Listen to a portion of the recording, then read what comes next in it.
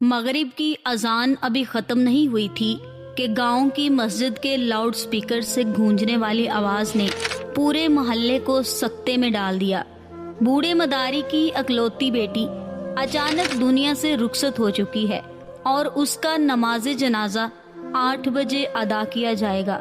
گاؤں والوں نے جب یہ سنا، ان پر یہ خبر بجلی بن کر گری، کیونکہ کسی کو یقین نہیں آ رہا تھا کہ نوجوان لڑکی جو کل تک ہنستی کھیلتی تھی اچانک کیسے موت کا شکار ہو گئی۔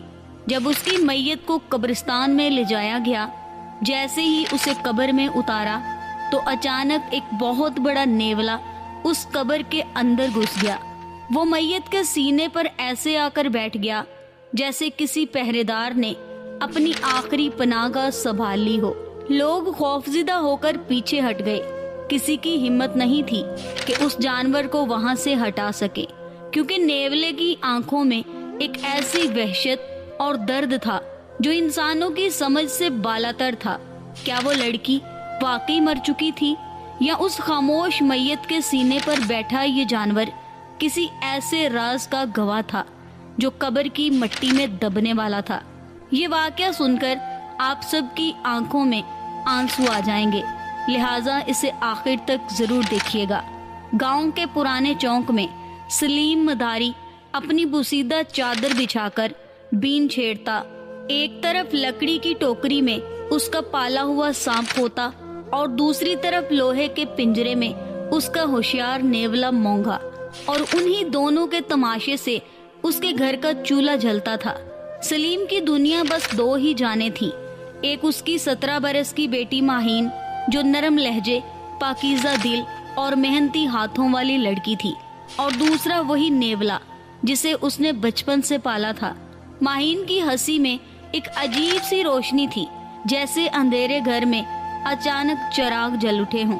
وہ صحن میں جھاڑو دیتی تو گرد بھی جیسے شرما کر ایک طرف ہو جاتی، وہ روٹی پکاتی تو سادہ آٹے میں بھی محبت کی خوشبو گھل جاتی، اور جب اپنے باپ کے تھکے ہوئے چہرے پر پانی کے چھینٹے مار کر ہنستی تو سلیم کو یوں محسوس ہوتا جیسے دنیا کی ساری تھکن اس ایک مسکراہٹ میں بہہ گئی ہو۔ مگر قسمت نے پہلے ماہین کی ماں کو بیماری سے چھین لیا، پھر غربت نے گھر کی دیواروں پر اپنے سائے گھاڑ دیے، اور پھر تنہائی نے سلیم کے دل میں ایسا خلا پیدا کیا کہ لوگوں کے مشوروں، ہمدردی کے لبادوں اور معاشرے کے دباؤ نے اسے دوسری شادی پر آمادہ کر دیا۔ یوں بشیرہ نام کی ایک عورت اس گھر میں دلہن بن کر آئی۔ شروع میں اس کے لہجے میں شہد گھلا رہتا، اس کی آنکھوں میں جھوٹی شفقت تیرتی، وہ ماہین کے بالوں میں کنگھی کرتی، اسے اپنے ہاتھ سے نوالے کھلاتی، اور سلیم کے سامنے یوں پیش آتی جیسے اس سے زیادہ نیک، سلیقہ مند اور وفادار عورت پورے علاقے میں کوئی نہ ہو۔ سلیم یہ دیکھ کر مطمئن ہو گیا تھا کہ شاید اللہ نے اس کے ویران گھر پر رحم کر لیا ہے، مگر بعض چہروں کے پیچھے رات سے بھی زیادہ گہرا اندھیرا چھپا ہوتا ہے، اور بعض مسکراہٹیں خنجر سے بھی زیادہ خطرناک ثابت ہوتی ہیں۔ ان کے گھر کے برابر میں ایک دولت مند تاجر رہتا تھا، جس کی نگاہ میں حیا کم اور ہوس زیادہ تھی۔ وہ جب کبھی اپنے بڑے دروازے سے نکلتا تو اپنی چکنی داڑھی سہلاتا، آنکھوں میں مکار چمک لیے ادھر ادھر دیکھتا، اور رفتہ رفتہ اس کا دل بشیرہ پر آ ٹکا۔ اسے نہ سلیم کی غربت سے غرض تھی، نہ اس کی عزت سے، وہ صرف اپنی خواہش کا غلام تھا۔ ایک دن اس نے موقع پا کر بشیرہ کو لالچ دیا، چند سونے کے سکے، نئے کپڑوں کے وعدے، خوشحال زندگی کے سبز خواب، اور گناہ کی وہ چکنی ڈھلوان جس پر پھسلنے والوں کو ابتدا میں مزہ اور انجام میں تباہی ملتی ہے۔ بشیرہ کے دل میں جو لالچ برسوں سے دبی آگ کی طرح سلگ رہا تھا، وہ یکایک بھڑک اٹھا۔ اس نے اپنے نفس کو اپنے رب پر ترجیح دی، اور اس تاجر سے سرگوشی میں کہا کہ اگر سلیم کچھ دنوں کے لیے گھر سے دور چلا جائے تو راستہ صاف ہو سکتا ہے۔ تاجر نے مکاری سے کہا وہ کوئی ایسا بہانہ بنائے گا کہ سلیم خود خوشی خوشی چلا جائے گا۔ چنانچہ اگلے ہی دن جب وہ چوک سے گزرا اور سلیم کا سانپ اور نیولے کا تماشا دیکھا खलीज के एक मेले में बड़ी कमाई, अच्छे इनामात और चंद महीनों में किस्मत बदल जाने के ख्वाब उसके सामने बिछा दिए। सलीम पहले तो हिचकिचाया। उसने कहा, जवान बेटी को छोड़कर दिल नहीं मानता, मगर ताजर ने पेशगी रकम उसके हाथ में थमा दी। ऐसे यकीन दिलाए जैसे वो दुश्मन नहीं बल्कि खैरख्वाह हो। और इधर बशीरा ने भी कस्में खा खा कर कहा कि माहीन को अपनी सगी बेटी से बढ़कर रखेगी। तब सलीम ने अपने कच्चे दिल को समझाया कि शायद यही मौका है जिससे वो अपनी बेटी के लिए बेहतरीन दिन खरीद सके। रुखसत के लम्हे में उसने माहीन के सर पर हाथ रखा तो उसकी आंखें नम हो गई। मोंगा के पिंजरे को थपथपाकर कहा, बेटा मेरी माहीन का ख्याल रखना, तुम मेरे रिज़्क के साथी हो मगर ये मेरी जान है। फिर उसने बशीरा की तरफ मुड़कर कहा, ये दोनों मेरी अमानत हैं, एक मेरी आंखों की रोशनी है और दूसरा मेरे भरोसे का निशान। इन दोनों को तकलीफ ना पहुंचे। बशीरा ने बड़े यकीन से जवाब दिया, ये भी कोई कहने वाली बात है? मैं माहीन का ख्याल नहीं रखूंगी तो कौन रखेगा? तू बेफिक्र होकर जा। मगर सलीम क्या जानता था कि जिस औरत के सुपुर्द वो अपना घर कर रहा है वही इस घर के सुकून को आहिस्ता आहिस्ता कब्र में उतारने वाली है। सलीम के जाते ही घर की हवा बदलने लगी। पहले जो सहन में नरम बातें उतरती थी वहाँ अब सरगोशियां होने लगी। बंद दरवाजे और मशकूक कदमों की चाप सुनाई देने लगी। मोंगा अपने पिंजरे में बैठा ये सब देखता रहता। जानवर बोल नहीं सकते मगर वो फिजा में फैले जहर को सूंघ लेते हैं। उसे महसूस होने लगा कि इस घर के अंदर कोई ऐसी चीज पल रही है जो एक दिन क़यामत बनकर टूटेगी। बशीरा अब दिन भर पन सवर कर घर से निकल जाती, कभी ये बहाना तो कभी वो, और रात के सुनाटे में जब दीवारों के साए लंबे हो जाते वो खुफिया इशारों से ताजर को घर के पिछले दरवाजे से अंदर लाती। माहीन ने पहले पहले अपनी आंखों पर यकीन न किया। उसके लिए माँ का रुतबा मुकद्दस था, चाहे वो सौतेली ही क्यों ना हो। मगर जब उसने कई बार उन्हीं निगाहों, उन्हीं घनौनी कुर्बतों को देखा तो उसका दिल खौफ से भर गया। एक मासूम लड़की के लिए इससे बड़ा बोझ और क्या हो सकता था कि बाप का भरोसा टूटता देखे। मगर बोलने से घर बिखरने का डर हो। कई रातें वो जाग जाग कर रोती रही, कभी सजदे में गिर जाती, कभी अपनी माँ की पुरानी ओढ़नी सीने से लगा लेती, कभी आसमान की तरफ देखकर कहती, या अल्लाह मेरे बाबा की इज्जत बचा ले, मेरे घर को बदनामी से महफूज रख ले। मगर बुराई जब दिल में जगह बना ले तो नसीहत उसके लिए आईना नहीं दुश्मन बन जाती है। एक रोज जब बशीरा तैयार होकर निकलने लगी तो माहीन ने कांपते हुए कदमों के साथ उसका रास्ता रोका।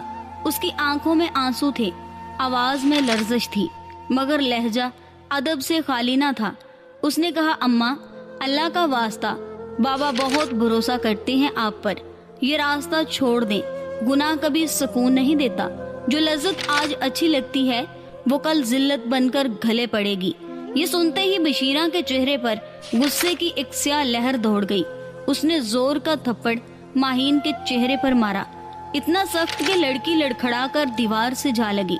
फिर दांत पीस कर बोली, अपनी औकात में रह, बहुत जुबान खुलने लगी है तेरी। अगर फिर कभी मेरे मामले में बोली तो ऐसी जगह फेंकूंगी कि किसी को पता भी ना चलेगा। उस दिन के बाद घर में खौफ ने डेरा जमा लिया। माहीन अब और भी खामोश रहने लगी, मगर खामोशी हमेशा कमजोरी नहीं होती, कभी ये तूफान से पहले की आखिरी दुआ होती है। उसने तय किया कि वो अपने बाबा को सब कुछ लिख भेजेगी। एक रात उसने चिराग की मदम रोशनी में कपकपाते हाथों से खत लिखना शुरू किया। हर लफ्ज के साथ उसका दिल टूटता जाता था। वो लिख रही थी कि बाबा जल्द वापस आ जाएं, घर की दीवारें वैसी नहीं रही, यहाँ अमानत खतरे में है। मगर किस्मत को शायद उसकी आजमाइश अभी और बढ़ानी थी। बशीरा ने किसी तरह खत की भनक पा ली। उसने कागज के चंद लफ्ज पढ़ते ही समझ लिया कि अब माहीन जिंदा रही तो उसका राज ज्यादा दिन नहीं छुप सकेगा। उसी रात उसने ताजर को बुलाकर फैसला कर लिया कि इस मासूम बच्ची को रास्ते से हटाना होगा। गुनाह जब एक हद पार कर लेता है तो फिर इंसान को इंसान नहीं रहने देता।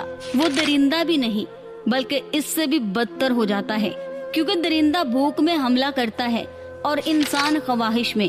اگلے دن آسمان پر بادل کچھ اس طرح پھیلے تھے جیسے سورج بھی گاؤں پر سایہ ڈال کر کسی آنے والی آفت کا انتظار کر رہا ہو۔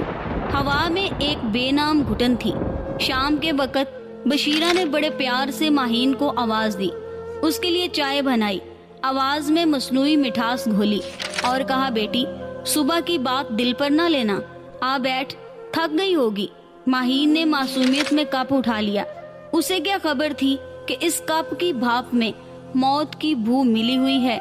2 گھونٹ پیتے ہی اس کی پلکیں بھاری ہونے لگی، کمر میں جان ٹوٹنے لگی، زبان لڑکھڑائی اور اسے محسوس ہوا جیسے کمرے کی دیواریں آہستہ آہستہ اس کے گرد سمٹ رہی ہوں۔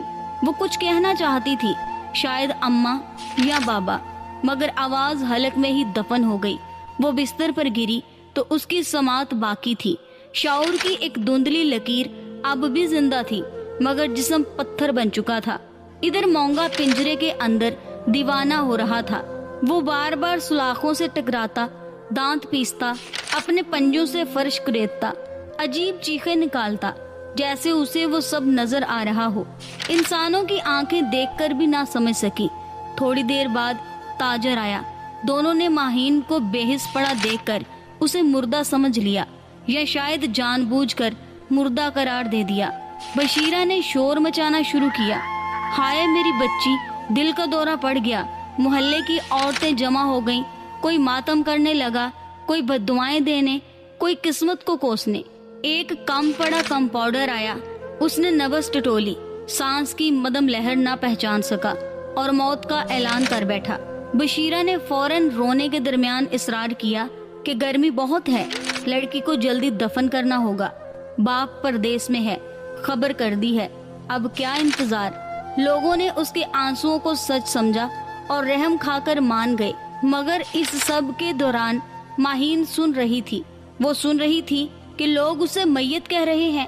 وہ محسوس کر رہی تھی اس کے ہاتھ سیدھے کیے جا رہے ہیں، اس کے بال سمیٹے جا رہے ہیں، اسے غسل دیا جا رہا ہے، مگر وہ بول نہیں پا رہی تھی۔ یہ زندگی اور موت کے درمیان کی وہ خوفناک دہلیز تھی جہاں انسان زندہ بھی ہوتا ہے اور دنیا کی نظر میں مردہ بھی۔ جب اسے کفن پہنایا گیا تو اس کے اندر وحشت کا ایسا طوفان اٹھا کہ اگر روح چیخوں میں بدل سکتی تو پورا گاؤں لرز جاتا۔ مونگا پنجرے میں جنون کی انتہا پر تھا۔ اس نے اپنے منہ سے سلاخوں کو کاٹنا شروع کیا، اپنے بدن کو اتنا زور سے مارا کہ اس کی کھال چھل گئی، مگر بشیرہ نے غصے میں آ کر پنجرے پر کپڑا ڈال دیا اور اوپر اینٹ رکھ دی۔ گویا صرف ماہین ہی نہیں، سچ کی آخری گواہی بھی قید کر دی گئی۔ رات گہری ہوتی گئی۔ قبرستان کی طرف جانے والی گلی میں لالٹنوں کی زرد روشنی تھی۔ ہوا میں مٹی کا پھور اور خوف کی ملی جلی بو پھیلی ہوئی تھی۔ کہیں دور کسی کتے نے لمبی ہولناک آواز نکالی تو عورتوں کے دل دہل گئے۔ جب ماہین کی چارپائی قبرستان پہنچی تو رات کی خاموشی عجیب نہ تھی۔ چنگیز بول رہے تھے، نہ درخت کے پتے ہل رہے تھے، جیسے فضا بھی سانس رو کے کھڑی ہو۔ قبر پہلے سے تیار تھی، اسے آہستہ آہستہ نیچے اتارا گیا۔ چند لمحوں کے لیے ایک ٹھنڈی نمی اس کے بے حس جسم سے لگی، پھر اوپر سے چہرے پر کفن کا سایہ اور قریب آتی مٹی کی آہٹ۔ اسی لمحے جیسے تقدیر نے اپنا فیصلہ بدلنے کا ارادہ کیا ہو۔ مونگا نہ جانے کیسے پنجرے کی ایک کمزور سلاخ توڑ کر باہر نکل آیا۔ بھوک، درد، خون، غصہ اور محبت جب ایک ساتھ جمع ہو جائیں تو کمزور ترین جان میں بھی پہاڑ ہلانے کی قوت آ جاتی ہے۔ وہ زخمی جسم کے ساتھ اندھیرے میں دوڑا، پہلے اس خالی بستر تک گیا جہاں کچھ دیر پہلے ماہین تھی۔ اس کے دوپٹے کی خوشبو سونگھی، پھر زمین، دروازہ، صحن گلی اور آخر کار تازہ کھودی مٹی کی بو پکڑتا ہوا قبرستان جا پہنچا۔ وہاں جب مٹی دی جا رہی تھی تو وہ لپک کر قبر میں جا گھسا اور ماہین کے سینے پر آ بیٹھا، بالکل ایسے جیسے اپنی جان کی حرارت سے اس کی بجھتی سانس کو بچا لے گا۔ لوگ یہ منظر دیکھ کر خوف سے چیخ اٹھے۔ کسی نے کہا بدشگنی ہے، کسی نے کہا جنات کا سایہ ہے، کسی نے کہا نیولا پاگل ہو گیا ہے، مگر وہ جانور کسی کی طرف دیکھتا تک نہ تھا۔ اس کی آنکھوں میں عجیب سرخی تھی، मगर वो दरिंदगी की नहीं, बेबसी की थी। वो कभी माहीन के चेहरे की तरफ झुकता, कभी ऊपर मिट्टी डालने वाले हाथों को देखता, फिर एक ऐसी कराह निकालता कि सुनने वालों के दिल हिल जाते। उसे बड़ी मुश्किल से हटाया गया, मगर वो बार बार वापस लपकता। आखिर लोग मजबूर होकर कुछ देर के लिए रुक गए। फिर जब मैयत दफना दी गई और सब वापस चले गए तो मोंगा वहां से ना हटा। वो ताजा मिट्टी पर बैठा रहा, कभी उसे पंजों से नोचता, कभी सीना जमीन से लगा देता, जैसे वो सांस की जंबश महसूस कर रहा हो। रात बीतने लगी, आसमान पर बादलों के पीछे से आधा चांद निकला तो कब्रिस्तान की कब्रें सफेद सायों की तरह उभर आईं। मोंगा कभी कब्र खोदता, कभी मस्जिद की तरफ दौड़ता, कभी वापस आता, कभी चीखता। उसकी आवाज में ऐसी बेचैनी थी कि कब्रिस्तान के उल्लू भी बेचैन होकर उड़ने लगे। गांव के कुत्ते भौंकने लगे, दरख्तों पर सोए परिंदे फड़फड़ाने लगे। फजर से कुछ पहले मौज़िन की आंख उस शोर से खुल गई। वो लालटने लेकर बाहर निकला तो देखा कि नेवला एक ताजा कब्र पर दीवानों की तरह पंजे मार रहा है। थोड़ी देर में चंद और लोग भी आ गए। शुरू में उन्होंने उस आम जानवर की हरकत को समझा, मगर बूढ़े इमाम साहब देर तक उसे गौर से देखते रहे। फिर आहिस्ता से बोले, ये मिट्टी नहीं खोद रहा, ये अमानत वापस मांग रहा है। अभी लोग इस जुमले के मायने समझ ही रहे थे कि दूसरी तरफ से सलीम मदारी हाँफता हुआ कब्रिस्तान में दाखिल हुआ। उसका चेहरा जर्द था, आंखें सूजी हुई, कपड़े सफर की धूल से अटे हुए थे। उसे बशीरा का पैगाम तो मिल गया था, मगर न जाने क्यों उसका दिल एक पल को मुतमिन न हुआ। रास्ता भर उसे अजीब ख्वाब आते रहे। कभी माहीन उसे आवाज देती, कभी मोंगा खून आलूद मुंह के साथ उसके सामने खड़ा नजर आता। वो सब कुछ छोड़ छाड़ कर रात की बस से वापस लौट आया था। जैसे ही मोंगा ने उसे देखा, वो उसके कदमों से लिपट गया, फिर फौरन कब्र पर जाकर चढ़ गया और बेतहाशा मिट्टी नोचने लगा। सलीम के दिल में बिजली सी कूद गई। उसने इमाम साहब की तरफ देखा, फिर कब्र की तरफ, और उसके होंठों से बेइख्तियार निकला, मेरी बेटी यहाँ ठीक नहीं सो रही। ये एक बाप का वो जुमला था जो अकल से नहीं, मोहब्बत की अल्हाम से निकलता है। बेलचे मंगवाए गए। बशीरा भी शोर सुनकर वहाँ पहुँच गई। वो वावेला करने लगी, कब्र न खोलो, गुनाह होगा, शरीयत मना करती है। मगर उसके लहजे में मातम कम और दहशत ज्यादा थी। पहली बार लोगों ने उसके चेहरे पर आंसुओं के पीछे छुपा खौफ देखा। चंद आदमियों ने मिट्टी हटानी शुरू की। हर बेलचा गोया एक राज को बाहर निकाल रहा था। सलीम खुद कब्र में उतर गया। उसके हाथ कांप रहे थे, सांस टूट टूट कर आ रही थी। जैसे ही कफन का चेहरा हटाया गया, सब पर सुनाटा छा गया। माहीन का चेहरा जर्द था, मगर मुर्दों जैसा सख्त और बिगड़ा हुआ नहीं। सलीम ने लरसते हाथ से उसकी पेशानी छुई तो उसे हल्की सी हरारत महसूस हुई। वो चीख उठा, ये जिंदा है। ऊपर खड़े लोग पत्थर के बुत बन गए। फौरन तख्ते हटाए गए, हवा अंदर आ गई। किसी ने पानी छिड़का, किसी ने दुआ पड़ी, किसी ने कलमा। चंद लम्हों बाद माहीन के होंठ हिले, सीना कपकपाया और बहुत धीमी टूटी हुई आवाज निकली, बाबा अंधेरा है। ये सुनकर वहाँ मौजूद सख्त दिल आदमियों की आंखों में भी आंसू आ गए। सलीम ने उसे सीने से लगा लिया, यूं जैसे कोई डूबती हुई रूह किनारे आ लगी हो। मोंगा कब्र के किनारे पर बैठा हाँप रहा था। उसका मुंह मिट्टी और खून से भरा हुआ था, मगर उसकी आंखों में पहली बार वहशत के साथ सुकून की एक लकीर भी थी, जैसे वो कह रहा हो कि अमानत वापस मिल गई। जल्दी जल्दी बैलगाड़ी मंगवाई गई, हकीम को बुलाया गया, फिर शहर के अस्पताल ले जाया गया। गांव के लोग रास्ता भर दुआ करते रहे। अस्पताल में कई घंटे बाद जब माहीन को पूरी तरह होश आया तो उसने टूटे फूटे लफ्जों में सब कुछ बयान कर दिया। चाय में मिलाई गई चीज, जिस्म का सुन हो जाना, लोगों की आवाजें सुनना, गुस्ल, कफन, कब्र की ठंडक और वो घुटन जिसमें वो जिंदा होकर दफन हो रही थी। डॉक्टर ने सुनकर कहा कि ये शदीद नशा आवर दुआ थी जिसने जिस्म को मुर्दा जैसा कर दिया था। अगर थोड़ी देर और गुजर जाती तो सांस हमेशा के लिए रुक जाती। यानी एक बेजुबान जानवर ने वो काम किया था जो दर्जनों इंसान ना समझ सके। इधर गांव में हकीकत खुलते ही गुस्से की आग भड़क उठी। बशीरा से सवाल हुए تو اس کی زبان لڑکھڑانے لگی۔ تاجر پکڑا گیا تو اس کا رنگ اڑ گیا اور تھوڑی ہی دیر میں دونوں کے جھوٹ ایک ایک کر کے کھلنے لگے۔ وہی کمپاؤنڈر سر پکڑ کر بیٹھ گیا جس نے بنا تحقیق موت کا اعلان کیا تھا۔ عورتیں جنہوں نے کل اس کے ساتھ مل کر بین کیے تھے آج اسے نفرت سے دیکھ رہی تھی۔ بشیرہ کو فوراً عورتوں نے گھیر لیا اور تاجر کو مردوں نے پکڑ کر مسجد کے صحن میں لا کر بٹھایا جہاں پورا گاؤں جمع ہو گیا۔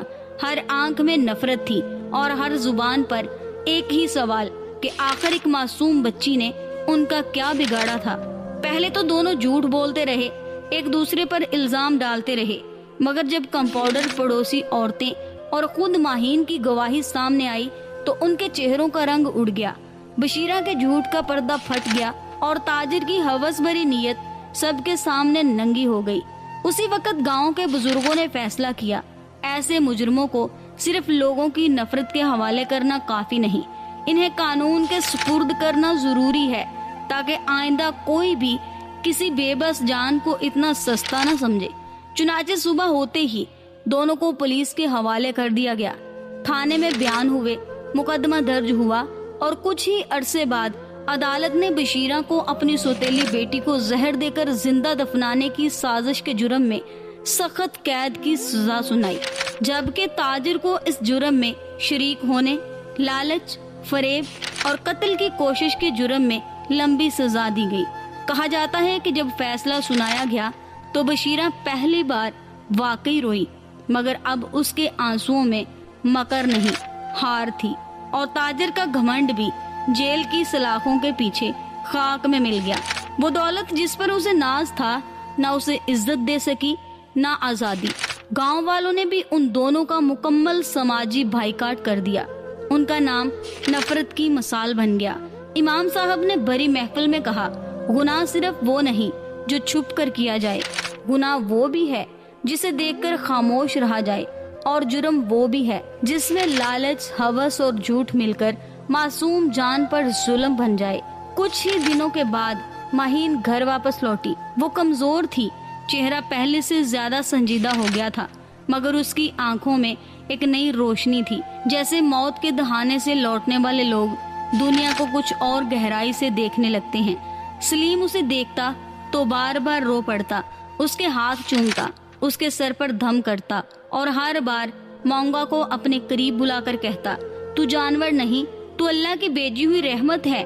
اس نے طے کیا کہ اب کبھی سانپ اور نیولے کا تماشا نہ دکھائے گا، مگر ماہین نے اپنے نرم مگر مضبوط لہجے میں کہا، بابا رزق حلال میں عیب نہیں ہے، عیب نیت کے زہر میں ہے۔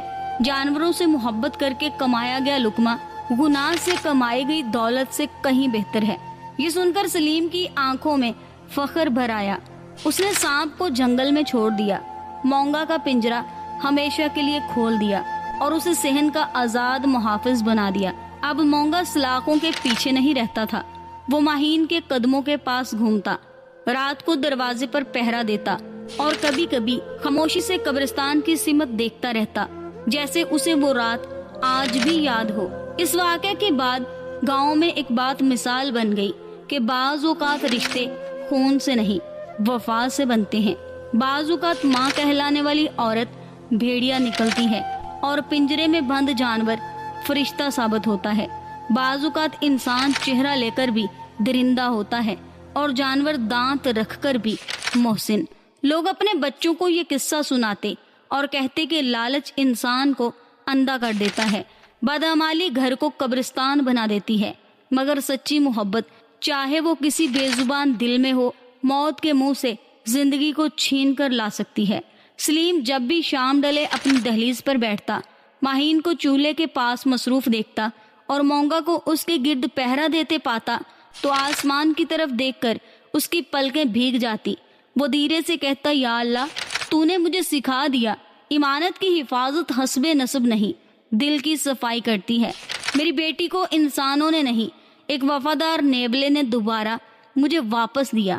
اور وہ واقعی اس رات کے بعد گاؤں والوں کے دلوں میں یہ یقین اور بھی پختہ ہو گیا کہ دنیا میں سب سے خوفناک چیز قبر کی مٹی نہیں، انسان کے دل میں چھپا ہوا دھوکہ ہے۔ اور سب سے زیادہ سکون دینے والی چیز دولت، شہرت یا طاقت نہیں، بلکہ وہ وفاداری ہے جو خاموش رہ کر بھی قیامت برپا کر دے۔ وہ دعا ہے جو ٹوٹے دل سے نکلے، اور وہ محبت ہے جو آخری سانس تک ساتھ نہ چھوڑے۔ یہی اس کہانی کا سبق تھا، یہی اس کا درد، یہی اس کی روشنی کہ برائی چاہے کتنی ہی چلاک کیوں نہ ہو، سچ ایک نہ ایک دن مٹی پھاڑ کر باہر آ جاتا ہے۔ ظلم وقتی طور پر کامیاب دکھائی دے سکتا ہے، مگر نجات ہمیشہ صبر، پاکیزگی، دعا اور وفا کے حصے میں آتی ہے۔ اور جو دل اللہ کے خوف، باپ کی عزت اور رشتے کی حرمت کے لیے دھڑکتا ہو، اسے موت کا اندھیرا بھی مکمل طور پر نگل سکتا ہے۔ پیارے دوستو، امید کرتے ہیں کہ آج کا واقعہ آپ سب کو بے حد پسند آیا ہوگا۔ مزید ایسے ہی واقعات سننے کے لیے ہمارے چینل کو سبسکرائب کر لیں تاکہ آنے والی ویڈیو کا نوٹیفیکیشن سب سے پہلے آپ کو مل سکے۔ اپنا اور اپنے پیاروں کا بہت سا خیال رکھیے گا۔ اللہ نگہبان۔